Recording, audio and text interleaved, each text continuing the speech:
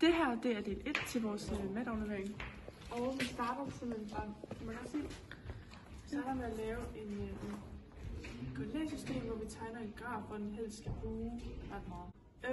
Så laver vi bare et helt tilfældigt punkt, og det går op her. Og det kalder vi for x0. Vi laver derefter et punkt mere, hvor afstanden her mellem de her to, det kalder vi for h, eller det hedder h. Og den her, den kalder vi så for x0 plus h, fordi det er jo bare det der punkt og afstand, altså h. Den tegner vi også op her. Og ved det første punkt her, der har vi en tangenthældning, der ser sådan her ud. Og med de her to punkter, der ser vores sekanthældning sådan her ud. Vi vil selvfølgelig så vidt muligt gerne have de her to til at være parallelle, så sekanthældningen den skal gå længst mod 0, og den er sådan uendelig 0, for at de to de så skal blive parallelle. Og det her punkt,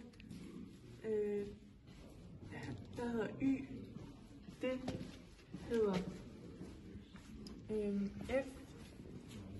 fx0, og det her punkt i y, det hedder f af x0 plus h. Ja, det er bare det, vi kalder det for nu. Vi har ikke nogen tal at sætte ind.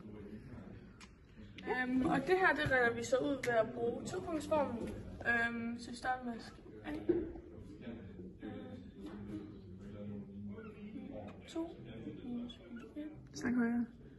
Og så x2 minus y. Nej, x2. Yes. Sekanthældningen her. Skriver vi sådan her. Og så finder vi y2, som er f af x 0 plus h, og minuser det med y1, som er f af x 0. Så en brøkstreg, og så finder x2 her. Sådan her. Og minuser det med x1. Yes, og så de her, de udligner hinanden, x0. Skriver vi bare her. F x0 plus h minus f af x0 divideret med h.